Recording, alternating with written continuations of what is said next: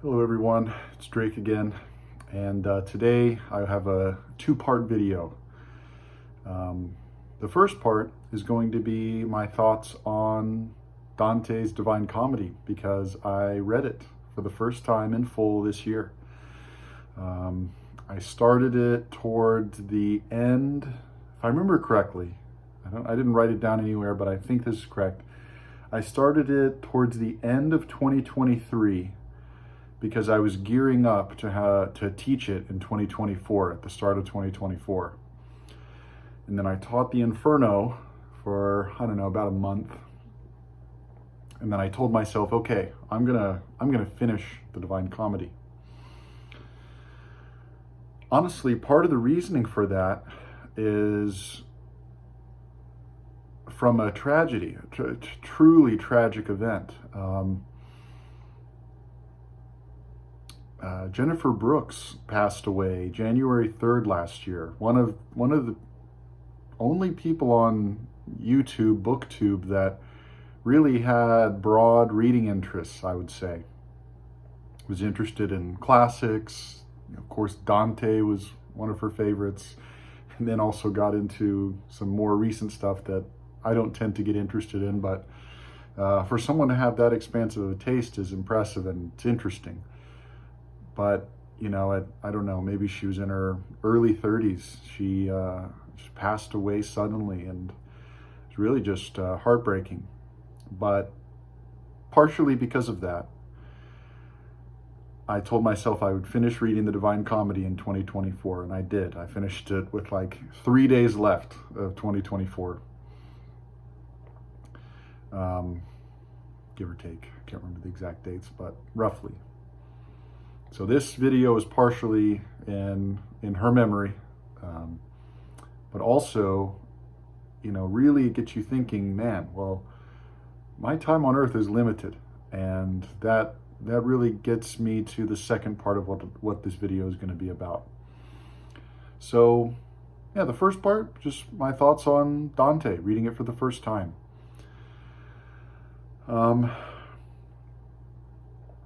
Reading the Inferno with my students was an interesting experience. I was staying ahead of them by, I don't know, 10, 20 cantos. I read it quickly, and then I was deeply reading it to prepare for class, the Inferno. And it was interesting. We read the Ciardi translation, which is the one that I read in full. This one's also available to get by paperback very cheaply. I think $12, $13 any given day for all the Divine Comedy. And yeah, I remember, now I'm somewhat biased, but I remember being pleasantly surprised on how much my students were getting into it. Of course, there is some stuff that's just easy to appreciate with the Inferno, you know, the people, you know, wallowing in poop, you know, people being buried in the ground and then kick them in the face because you hate them and this kind of thing. Really low-level pleasures, you could say. But also just the like moral calculus it takes to really decide what evil is worse than another, what is truly unpardonable or unacceptable in a cosmic scale.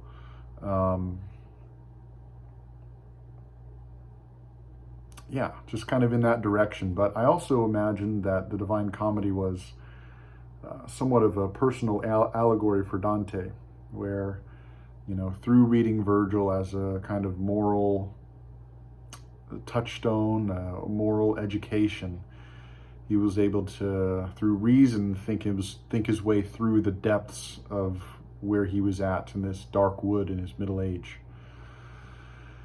And then Purgatory I read over months and months and months, from maybe March of 2024 to November 2024.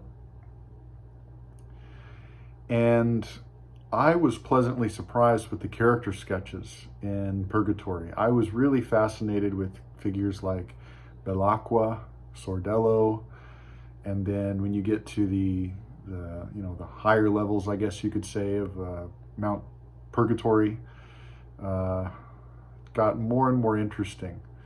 And I would say out of the three, I think, for a literary sense, I enjoyed Purgatory the most. I still need to think through a little bit more why that is, but yeah, thinking back on all three, I do want to return to Purgatory the most.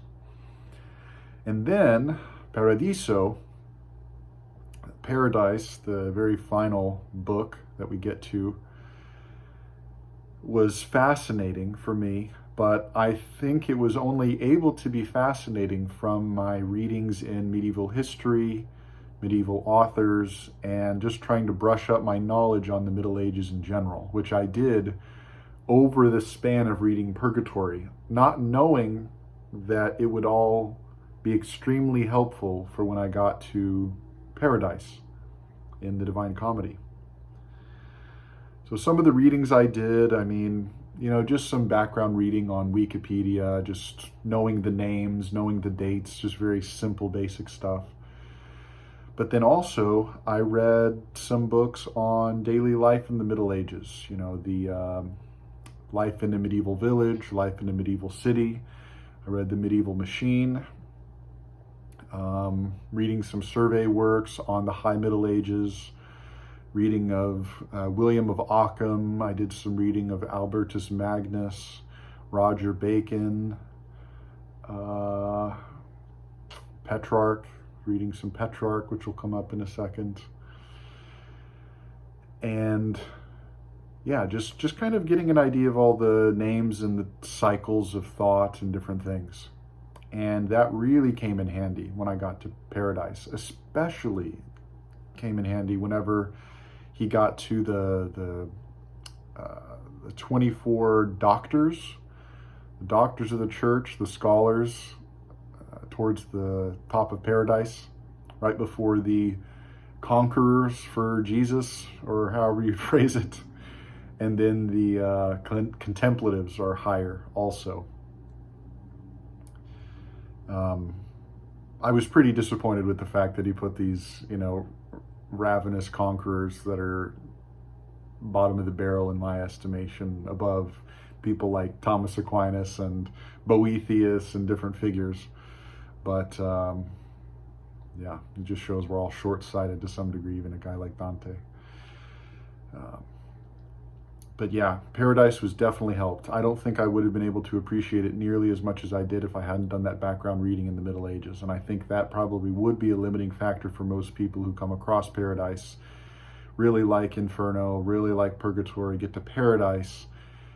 Of course, these are people who are just endlessly joyous, constantly smiling, this kind of thing. So there's less of an inherent literary conflict, I guess you could phrase it as. But I found it totally fascinating. So, but enabled by my background readings. I am very glad I read it, and I do plan to keep reading it as my life goes on.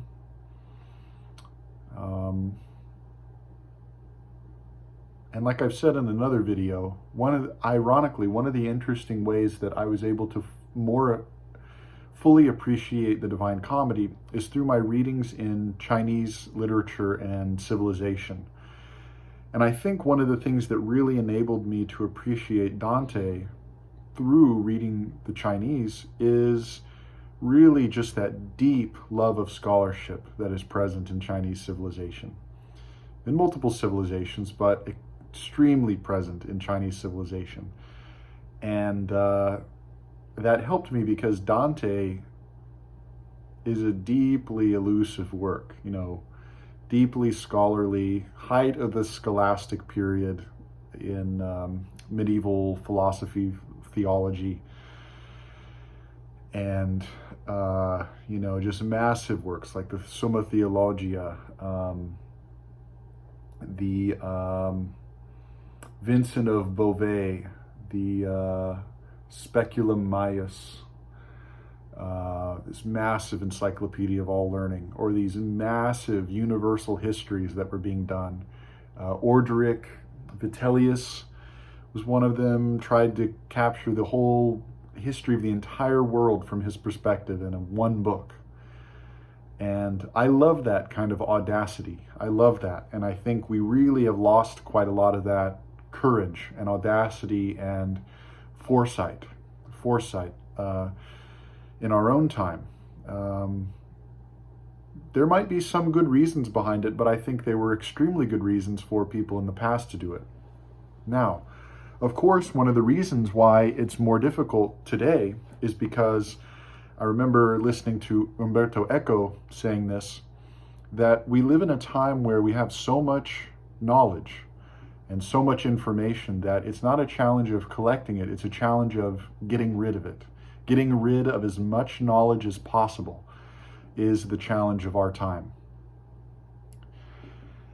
And in that way, that kind of gets me to my second part of this video that might take the longest, because I've really been thinking about it a lot, and it's important in my own life, but I think also might be interesting kind of culturally. So based on my last few videos I made, I've been throwing around this idea of a global canon. What would a global canon look like? But not what would a global canon look like that a university library could get a hold of, or that you could download 5,000 PDFs of and never read them. I'm interested in what would a global canon look like that the average person of modest means in a country that a library is possible to maintain in a private setting, of an average intelligence who tries really hard, what could conceivably be read, what could conceivably be acquired and read in a lifetime, but spanning the globe, not simply Eastern classics, Western classics, this kind of meaningless separation. And you know, part of the reason I've been thinking about this a lot too is because that was the project of the Middle Ages. You know, it was like, okay, whoa, what is most important? What is most important? And through reading the life of Petrarch, this Ernest Hatch Wilkins, which is the one I'd recommend,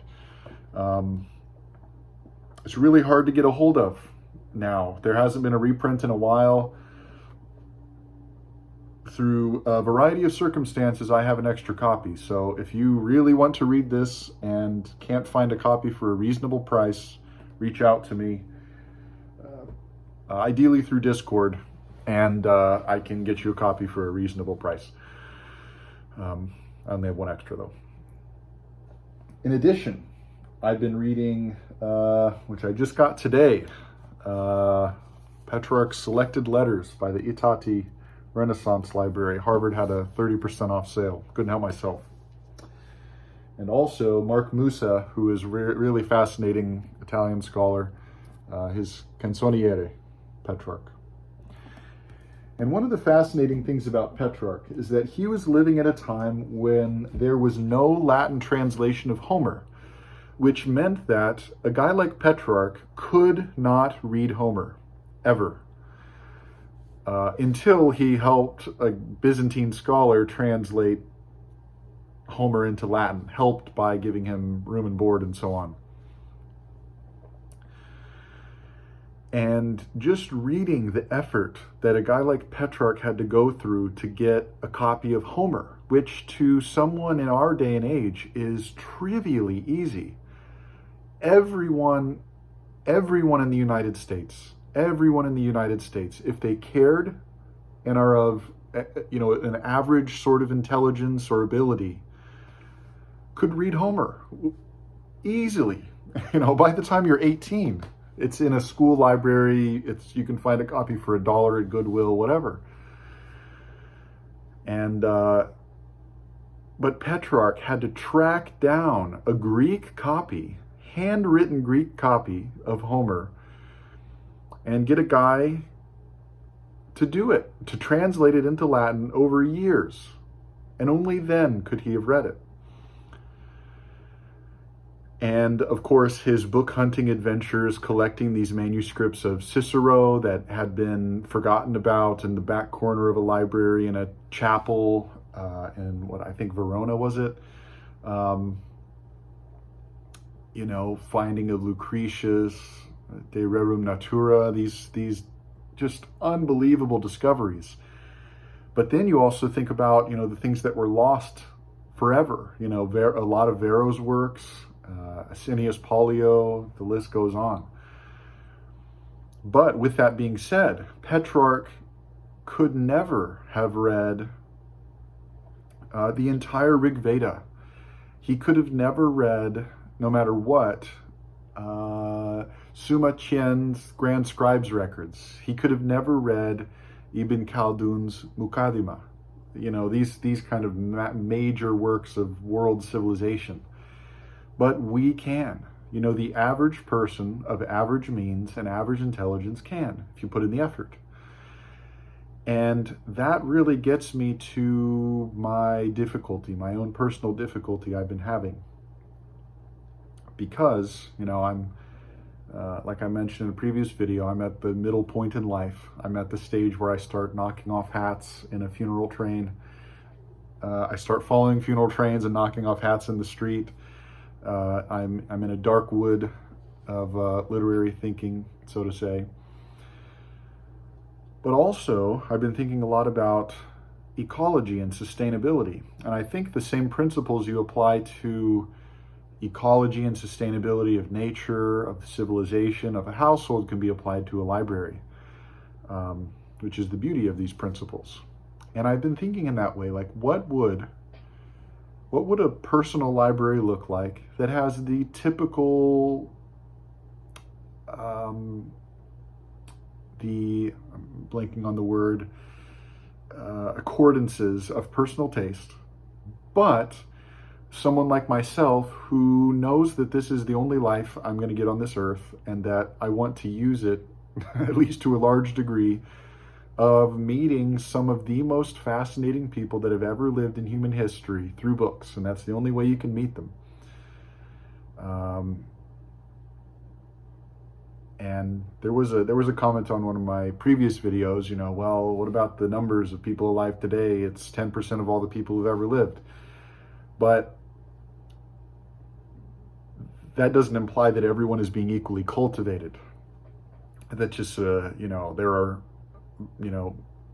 bodies in the room, so to say, but is everyone being equally cultivated as even small numbers of people were in the past? And I think definitely not. I think there's a massive brain drain from the finance system and from petroleum, fossil fuel civilization sucking people's brains out of their head, where they never get the idea to read a book. They never get the idea to engage with the rest of collective global historical humanity. And even though they could, they born in America, fairly intelligent, so on and so on, have enough money to, they get sucked into rat race mechanics of status seeking, and they throw their entire life away and they never get it back. And maybe they realize too late that they threw their whole life away.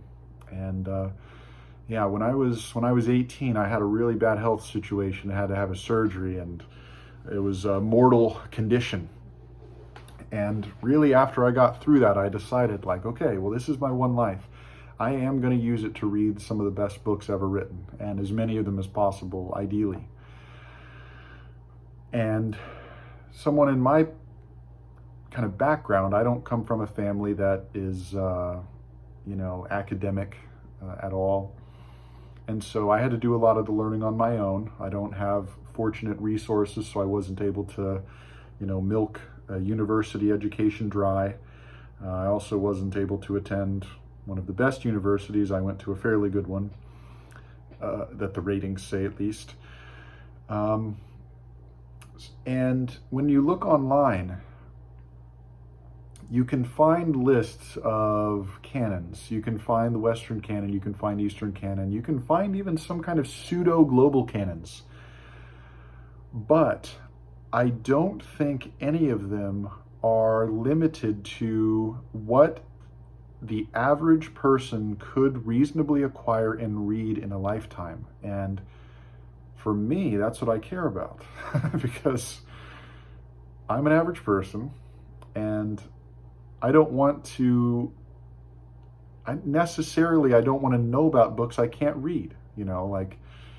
What's the point? What's the point? Now, there are always, you always want to have those books you're looking out for. I don't want everything to be easy, but I do want to reasonably be able to find the greatest books ever written, that now that we live in the year 2025, if you live in a fairly, you could say prosperous country, although that is a loaded term,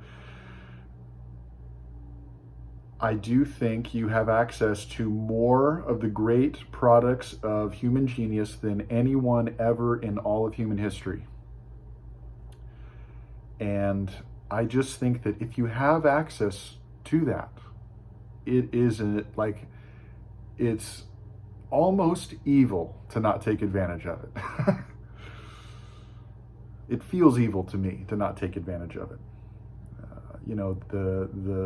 The luck and fortune and the privilege that we have, people who are able to listen to this video and sympathize with what I'm saying, we have an obligation to take advantage of some of the privileges that we have, I think.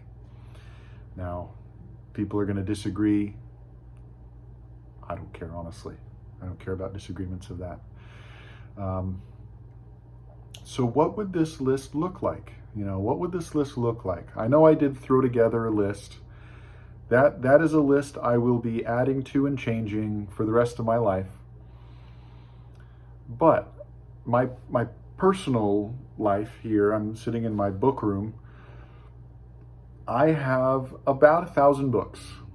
Now, I've been saying I have about 1,000 books, and I've sold or given away or gotten rid of about 400.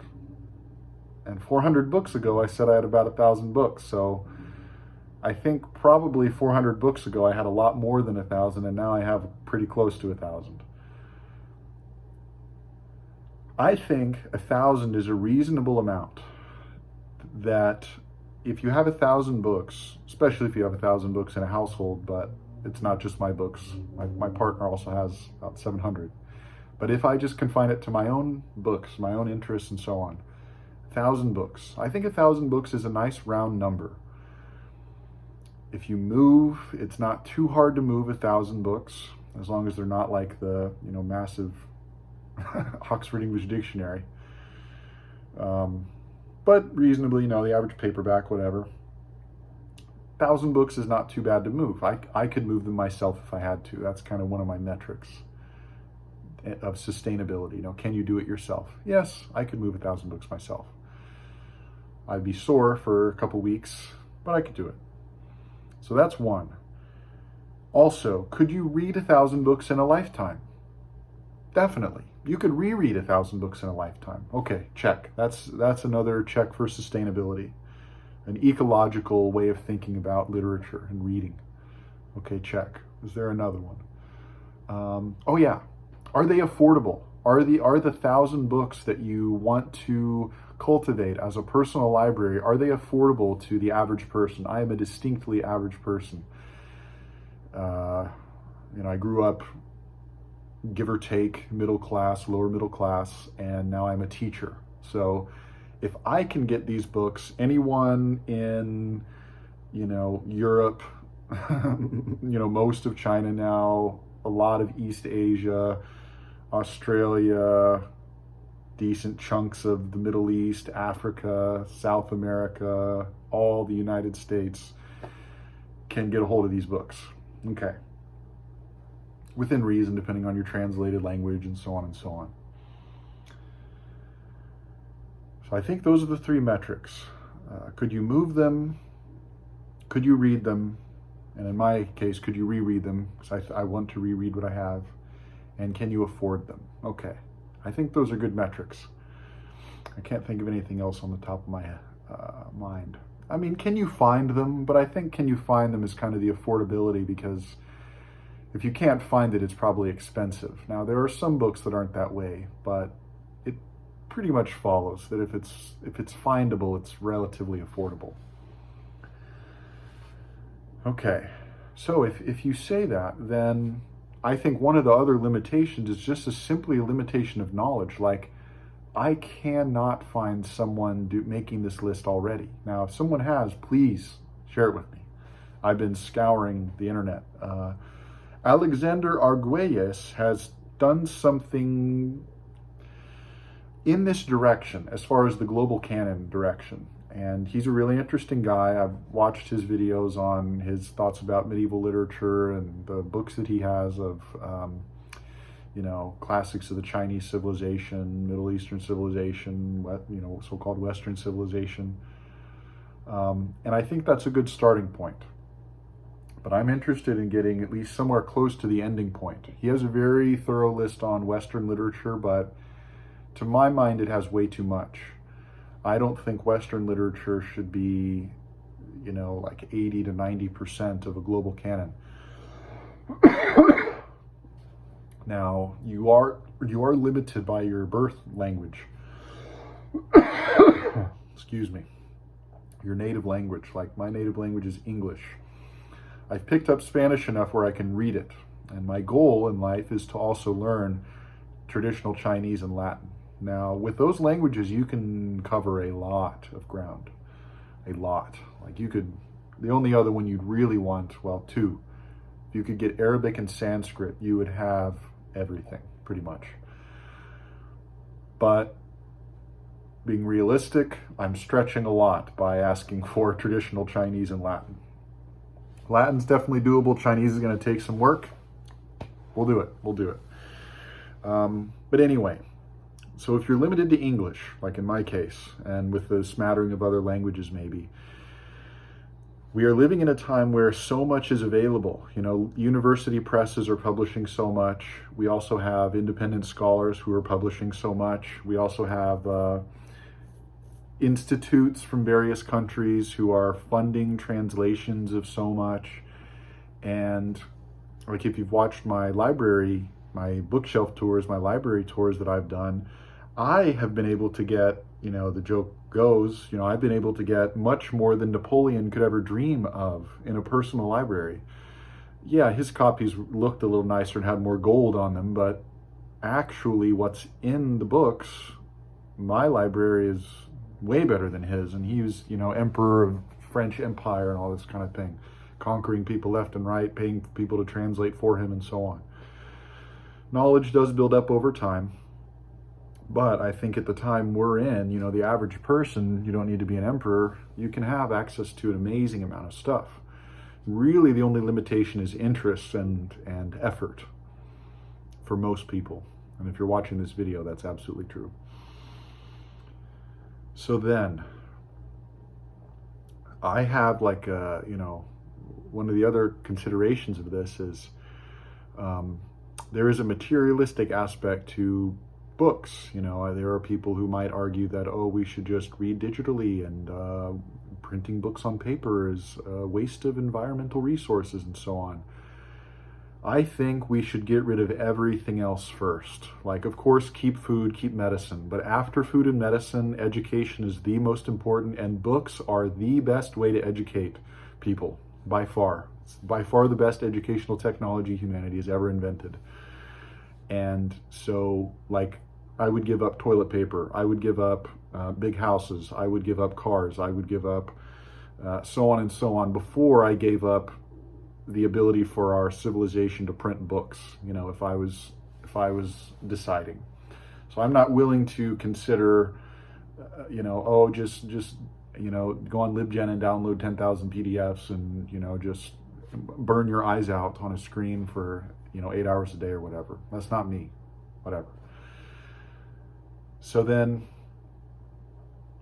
I have this baggage of 12 years of reading, and I have a lot of books that I've read or haven't read or am seeing if I'm interested in keeping that don't fit in a global canon reading list. Now, like I said, there must be some acceptance of personal taste in this. I don't want to imagine some artificial reader and then create an artificial library and then myself doesn't fit with this artificial library I've somehow devised for myself.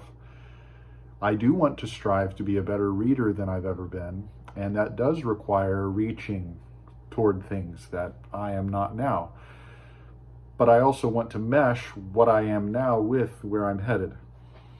So I do need to keep some personal favorites, some things that might not make it on a, what will people be reading in 500 years list, or what should education cultivate now list, which is, I think, really what's important. A global canon would be so much more valuable than, everyone and their mom's Western canon or whatever, some outdated Eastern canon, so on and so on. And yeah, I've just been thinking about this a lot, and I don't really have like a point to this video. I don't have some overall thought. I was just thinking about this and thought I'd throw it into a video. If you've been thinking about this, or if you're interested in this at all, let me know what you think.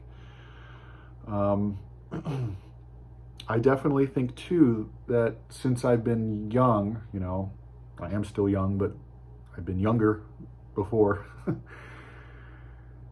I spent a lot of my time learning things, like learning that things existed. And I do think that is vital, because I didn't have a good education, a good external education. So all of this was self-taught. I had to seek it out. I had to find it. I had to educate myself. I had to really, really look hard. And if I get looking, I can look really hard. And I had to do that. But I feel like now, with a couple major gaps, I am pretty close to having the map of global literature filled out.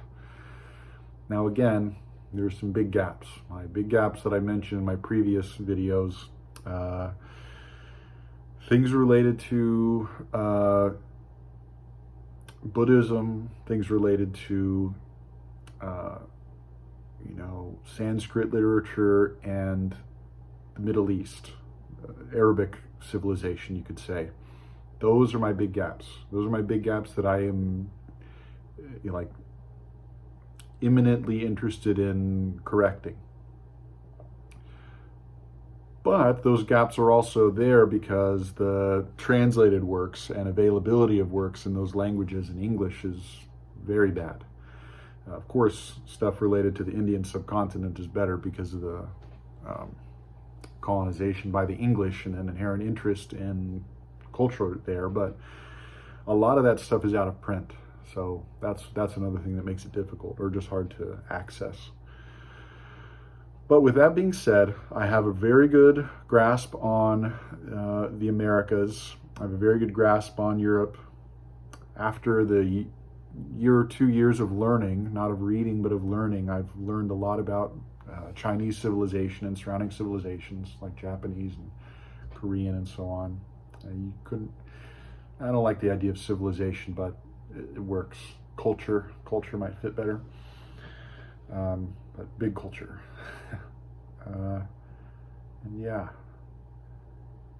And yeah, this is very important for my actual life. I've had to move a lot in my life, and moving books sucks. If anyone, you know that. If you've ever moved books, it's horrible. So you never want to carry more books. Like if a book isn't even worth carrying when you move it, oh, you got to get rid of it. That's what I knew after I moved to this apartment. I was like, oh my God, I didn't even want to carry this book. It's gone. Boom. Doesn't make it in the global canon for 500 years in the future. I didn't want to carry it.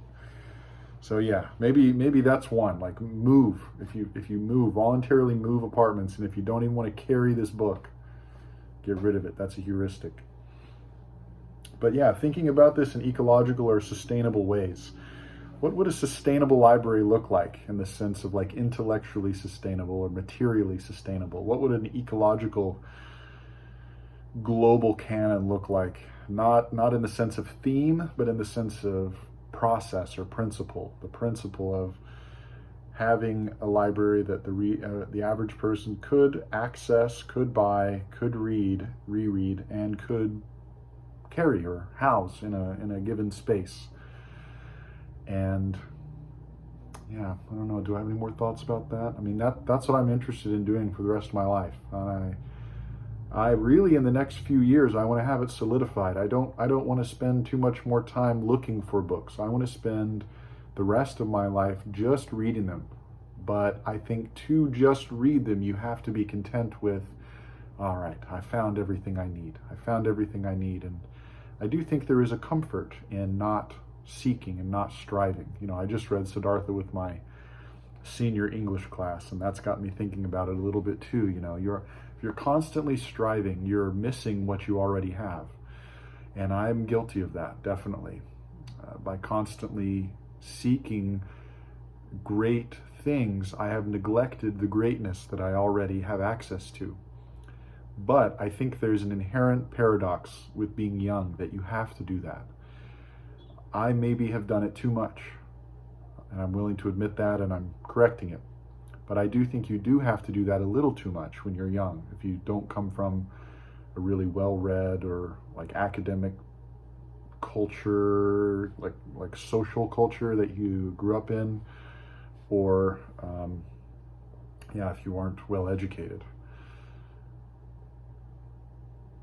With the obvious point, you don't want to take that logic backwards by saying people who are educated or people who do come from a academic social culture necessarily know even a third of what someone does if they put in the effort.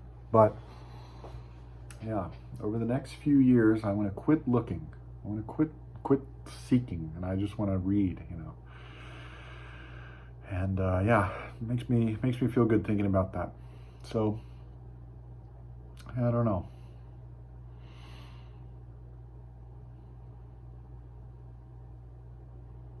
What books should I spend the rest of my life reading? Because I don't want to be on a constant treadmill of finding new stuff and purchasing new stuff. I want to be happy with what I have.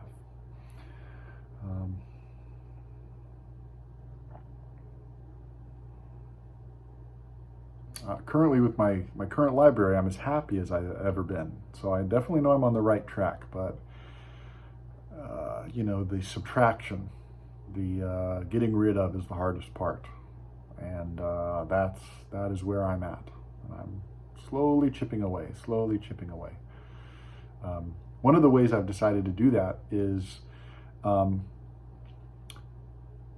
I gave myself a page budget where it started at 0.